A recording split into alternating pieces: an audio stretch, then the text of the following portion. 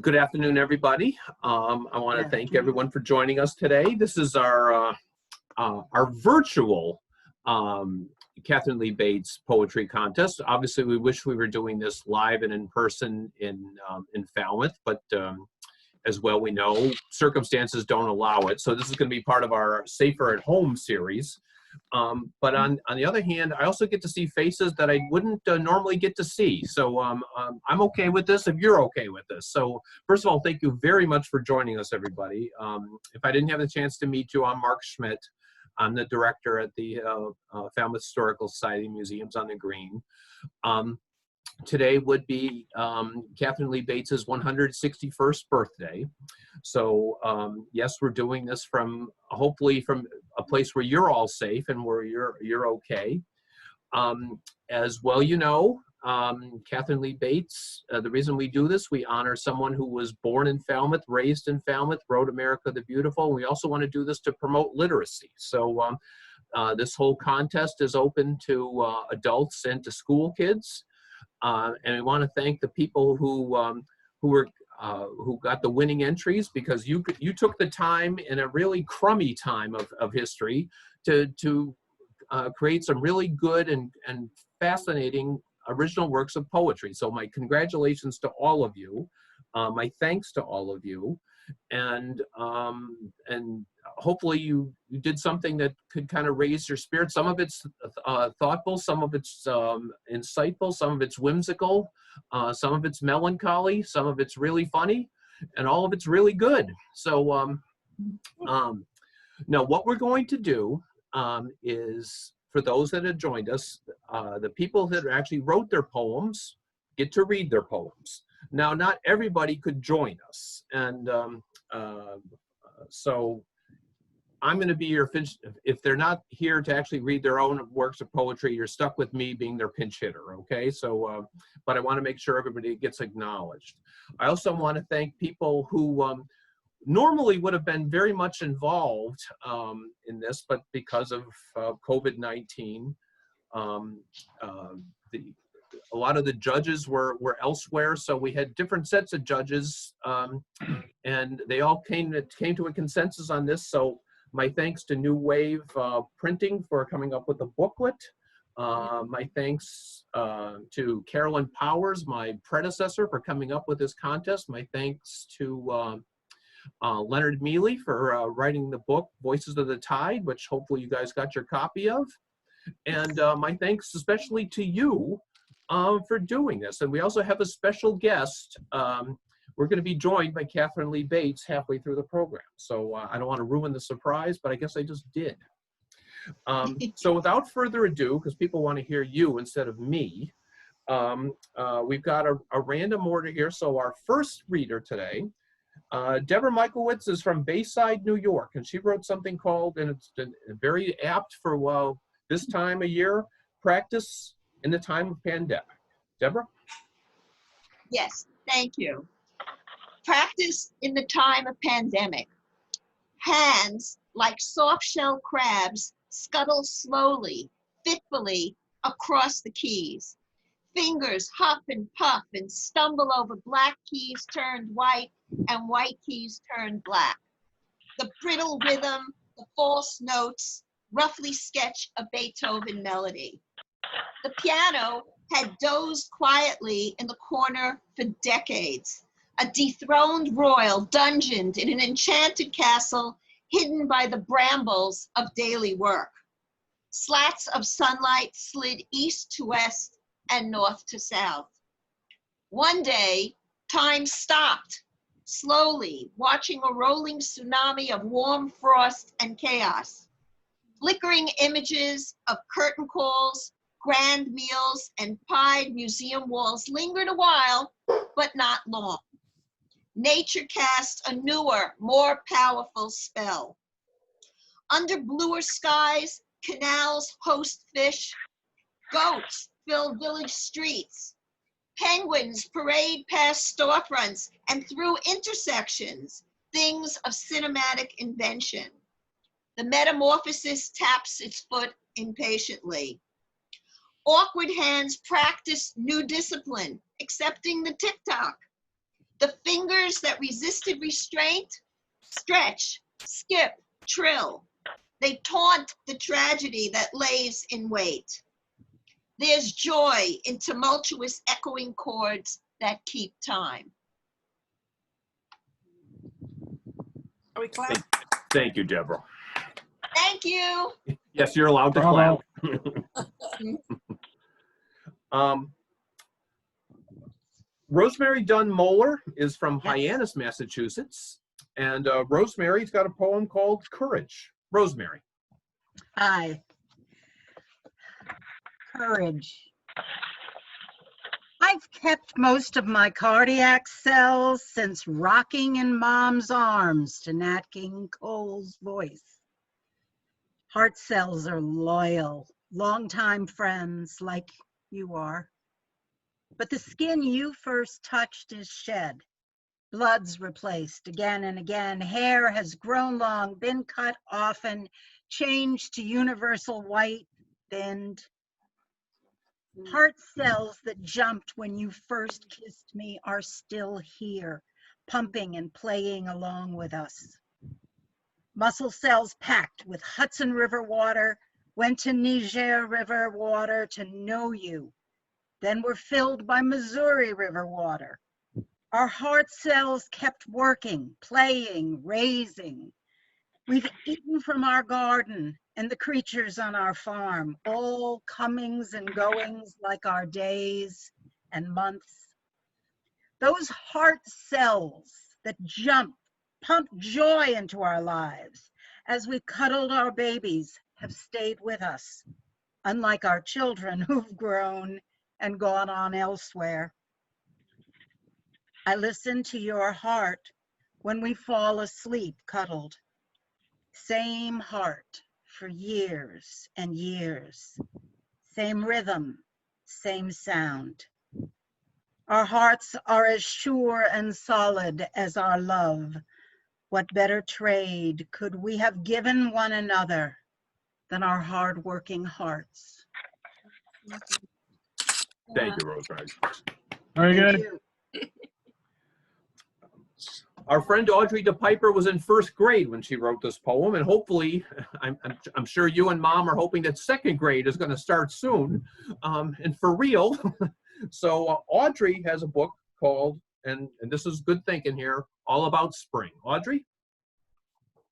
It is not fall, it is spring. Plants are growing, the windows are open to smell the fresh air. The grass is green, the sun is yellow. The sun shines down on all the houses in the village. The sun starts to go down.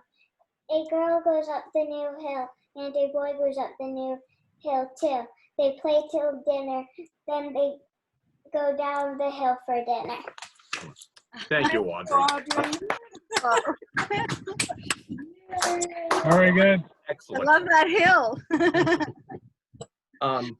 Christina Laurie is from Falmouth, Massachusetts, and she wrote a poem called Elegy, Without a Single Bird I Can Name. Christina. Yes, I wrote this in memory of a friend named Vaughn who used to work at the Woods Hole Oceanographic and moved out to Idaho. And he suddenly died and I didn't know it. So I wrote this in memory of him.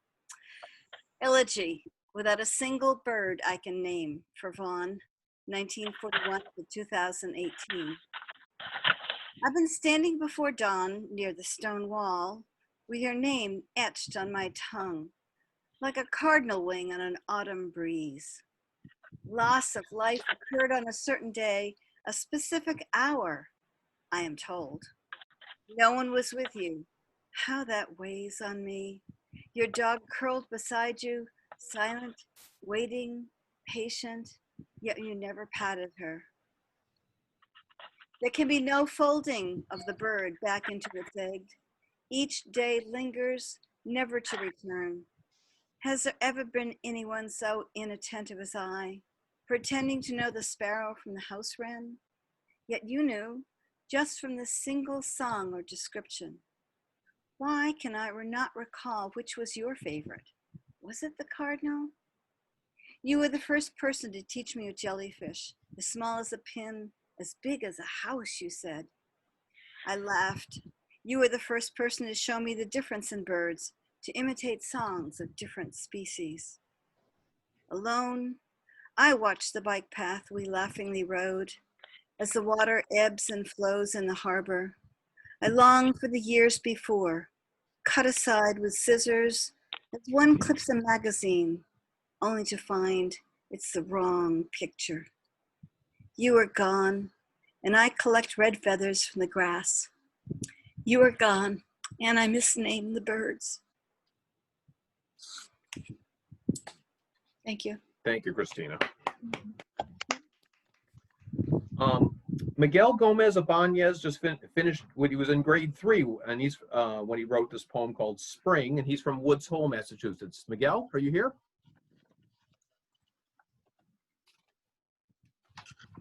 Or I can be Miguel. Okay. I hear the birds chirping in the treetops. The sound of frogs croaking in the pond drifts on the wind. I taste the freshly picked herbs from my garden. The taste of the herbal tea that I just had still lingers in my mouth. A soft breeze brushes my face. I feel the grass tickling my bare feet. I see the branches of trees swaying in the wind.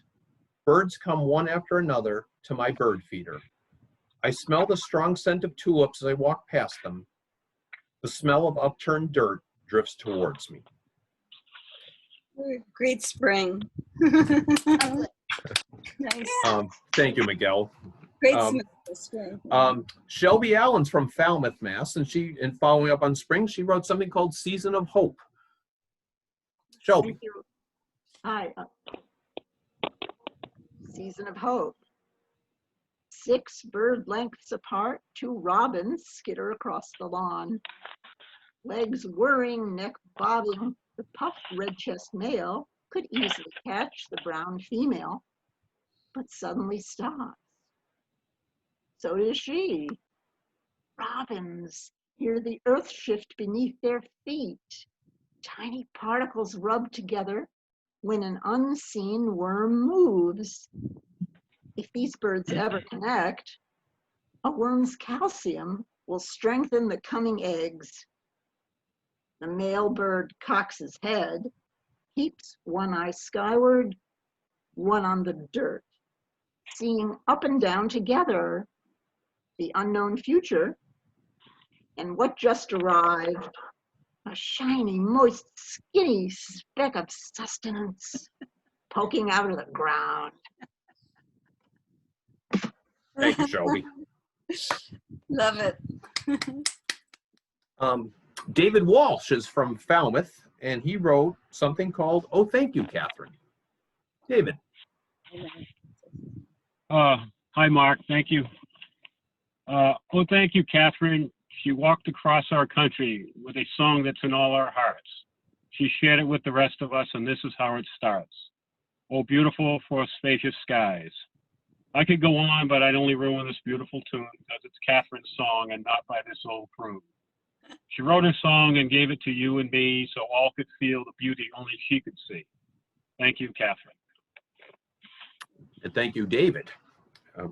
And speaking of Catherine and wishing her a happy birthday, I want to see if our special guest is here. I'm here. I'm here. I'm here. I am just not understanding all this. Like, why are you in these boxes? I don't understand. Wait, Mark, come out of there. Mark, oh, hi. Oh, hi, it's my birthday. Oh, you all look very interesting. Oh, well, thank you. Oh, thank you for being here. So I was thinking about this pandemic.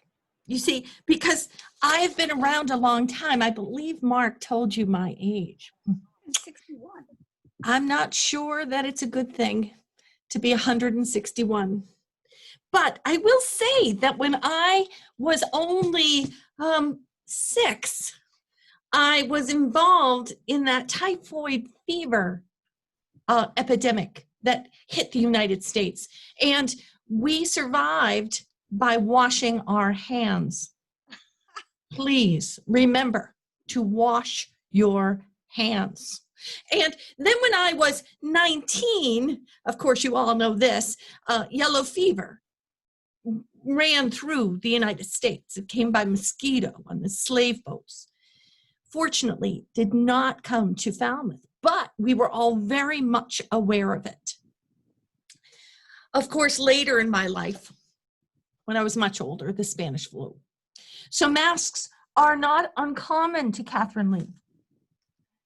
And, oh, that's right, I don't need it now. I was thinking about literacy, how important it is to use your words. Use your words. Words are so integral to getting out the angst of such a time as now. I mean, let's talk about the power of words and why we should use them. I loved what Rosemary brought me to with the hard-working hearts. Oh, how lovely is that? Thank you. And then young love in spring and going up the hill. Oh, where is she still? It's darling, just darling. Oh, and then visual poetry. Deborah brought us on quite a little trip. I just loved it, and I love her accent. Oh, well, the power and fun of words. They have energy. They have healing. They can bring people together or divide them. We need to respect our words. Use them with humility, gentleness. Describe and sense, bring the senses to each other. I was thinking about all those wonderful tales of spring.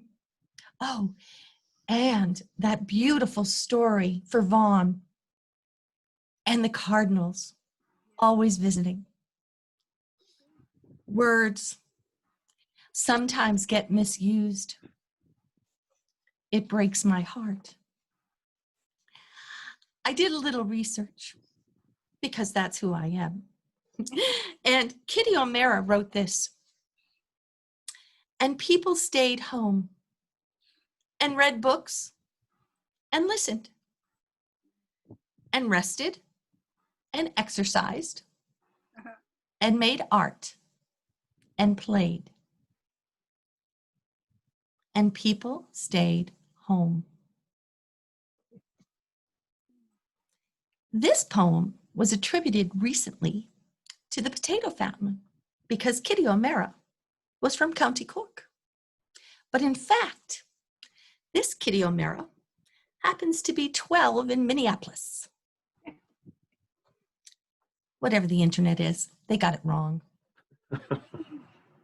Laura Kelly wrote, "When this is over.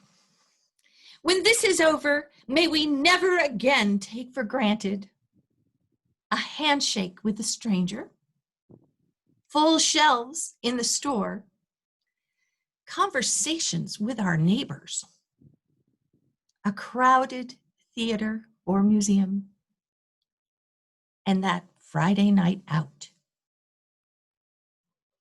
Laura Kelly is from Chicago. Words. Use them. They can be both therapy and entertainment. Don't ever lose your words. And thank you so much for once again being here for my birthday. Happy See birthday. you next year. Happy birthday. Happy birthday. Happy birthday. We missed the ice cream and cake. Oh. We do, yes. I know this is the low-cal version this year. Doesn't she look good? I mean, not a day over 159, I'm telling you. And she was smart enough to wear her mask. She's And no gray hair like mine. Thank you, Katharine. Robert Lynn is from grade 7, or he just completed grade 7. He's from East Falmouth, Mass, and he wrote a poem called Oceans. Robert here? Robert? I guess we're pinch hitting again. Okay. I always ask, don't you just love the magical ocean? It is filled with many waves, each with a different emotion. Strong waves, the Atlantic Ocean. Pacific is very large and lively and brave. These waves are always showing respect. The ocean waving hello and nodding its head. Each wave shows a different and special effect. When it hits the shore, it collapses as if it fell off its bed.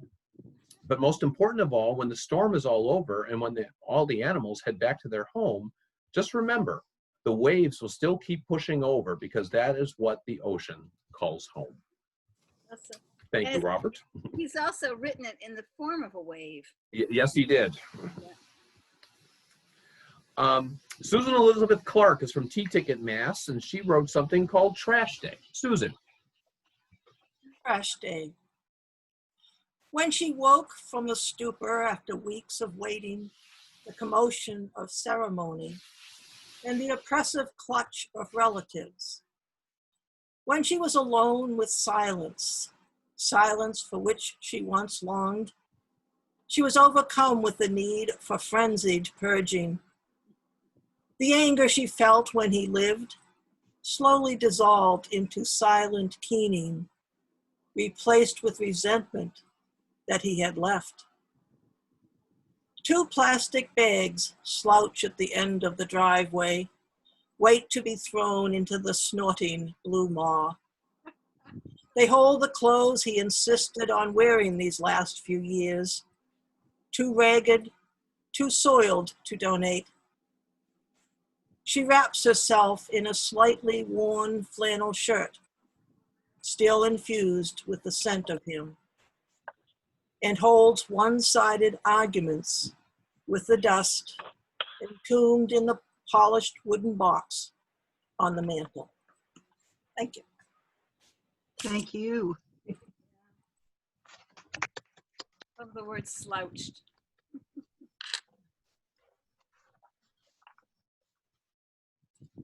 Kind of helps if I unmute myself. Betty Jameson is from Falmouth, Mass. And this one I know I have to read, and I think you'll understand why. Betty gave me a call this morning, and she was in tears, but they were good tears. And she said, I'm 84 years old. My daughter lives in Rhode Island, and for the first time since this pandemic is coming, she's coming to visit me. Now, of course, she had to pick today, so I can't read, but Mark, would you do me a favor and read my poem? I said, don't worry, I got this. So I think, I figured we would cut her some slack and let her have a visit from her daughter. So Betty wrote a poem called A Silent Moment. Betty's from Falmouth. Barnacled boulders, charred bodies that rest on shadows married to the next and the next. Gulls move without motion, turn, drift, drop hopeful into the barely sighing diamonds glittering below. Someone far away stops hammering for a moment, perhaps to listen to nothing in hopes of something. Spring peepers serenade silence, broken only by the mournful mourn of a fairy going home. I search for a place to listen alone, to be awed by the stillness of blue, to be amazed by ancient serpentine roots, by bleached corpses of trunks resting on dampened stones of forever. A cloud pauses, drifts, and is gone. Thank you, Betty. Yeah.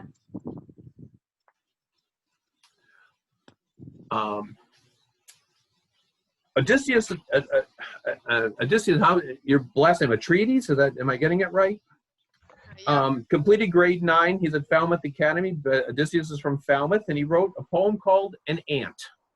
Yeah, sorry, my computer isn't working, so I won't be able to do that. I'll start though. An ant. Just like how an ant on the other side of Earth, slowly inching forward, a grain of sand beneath its arms, being pushed towards its home, makes no difference on our seemingly complex, meaningful lives. Our lives will never matter to that ant. That's it. Thank you, Odysseus. Tom Chilton's from Falmouth, and he wrote a poem called Left Behind. Tom. Yes, thank you. My poem titled Left Behind was written from memory, hiking and camping trips I've taken in the backcountry of Colorado, Utah, and New Mexico, where I lived for 20 years. While I am speaking, I will show you a typical image of the kind of things that I'm describing in the poem. Left behind. Oh. There are places in the Southwest where concepts like yesterday, today, and tomorrow seem irrelevant. Deep in the maze of canyons in eastern Utah, you can suddenly come across colorful images looking out from the surface of sheltered sandstone walls. Some greatly faded, others almost as bright as the day that they were painted. Created by ancient authors, these pictures and symbols, painted or chipped on rock walls, were the only way to document observations, beliefs, or events before letters or numbers existed in North America. There's a haunting sense that those who chose to leave their writings in such remote, rocky places believed that they would be seen only by others that chose to travel where there was no possibility of a comfortable trail. Though you might feel small or insignificant standing alone in such timeless places, they can be uplifting by reminding you that every person is part of the great tapestry of history, each of us having our own color, texture, and place in the overall design. They can also be humbling by reminding you that your finest accomplishments will be forgotten and time is measured in millennia. There's little else left behind by those ancient people. Bits of broken pottery, fragments of a woven sandal, stones shaped to have a point or a sharp edge, scattered stones where there once was a wall. They, like so many others that followed, are known to us only by what they wrote. It is a reminder that time spent weaving words into thoughts may be the most lasting thing we do. Thank you. Thank you, Tom. Excuse me, Mark. Mark? Yeah. Can you please tell everyone to mute while the people are reading? David Walsh, it keeps coming up, and I think it's because he's not on mute. So when he makes a noise, so he comes up in the readings. Okay, good call. All right, yep. Yeah, everyone mute themselves. Sorry. No problem. Amber Anderson's from Sagamore Beach, and she wrote a poem called Flight of Unreality. Amber, you with us?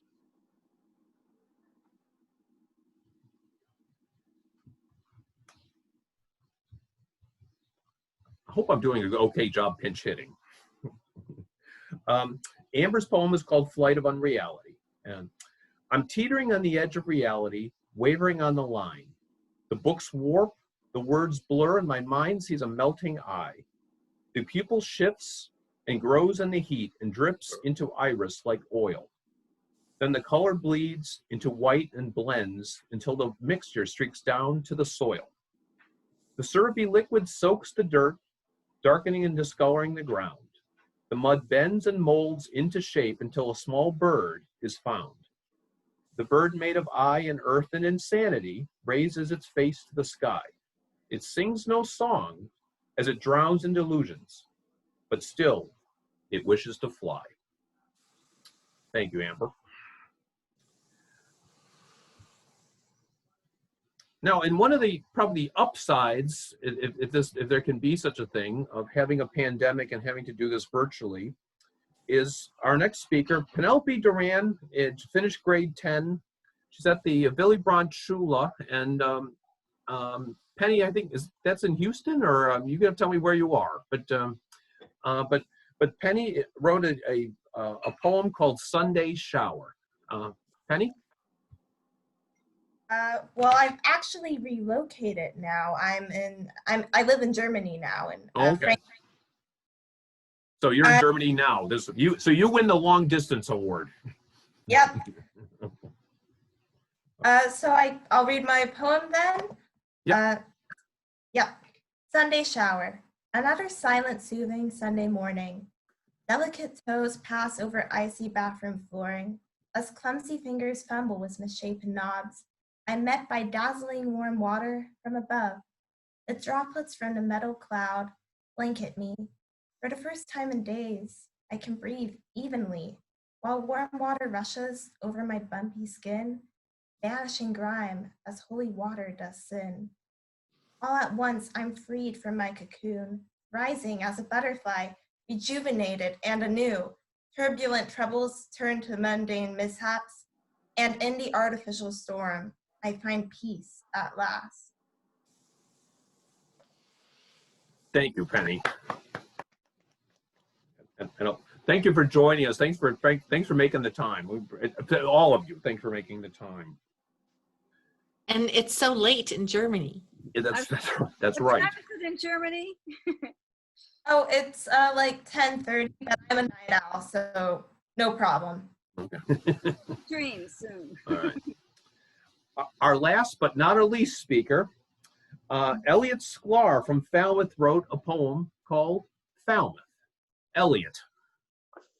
Thank you for the privilege of allowing me to read this poem to you today. The poem is entitled Falmouth. Good citizens in Falmouth who provide those helping hands. To residents who need them, they are all around our town. To young children and to adults, some really help a lot. To others who don't bother, give it a lot of thought. I find it better to give than maybe to receive. Take someone who just had a loss, you may help them grieve. Take a child who cannot swim to a swimming pool. There always seems to be a need in Falmouth's public schools. Or check out the Falmouth Hospital. Sometimes they may speak up. They seem to always have the need in the summertime. So consider what I said today and join those helping hands and help our town of Falmouth to be a special town. Thank you, Elliot. Elliot's over at Atria Woodbriar. Thank you very much to all the people from Atria for helping to put you on. So, did they come out on it? Good. Yeah, it sounded beautiful. All right. Beautiful. So I want to thank all of you, local and long distance, young and old, for joining us this year. I want you to stay safe. I want to thank you very much for taking the time to come up with original poems at a time we probably all needed them. And I want you all to remain healthy, safe, sane, and hopefully we'll all do this again together live and in person next year, okay? Thank you, everybody, and stay safe. Thanks for all you did, and thanks for all you continue to do. Thank you, Mark. Thank you, Mark. Thank you very much, Mark. Thank you. Thank you. Thank you, Mark. Mark, ice cream and cake next year. Yeah. Nice. Yeah.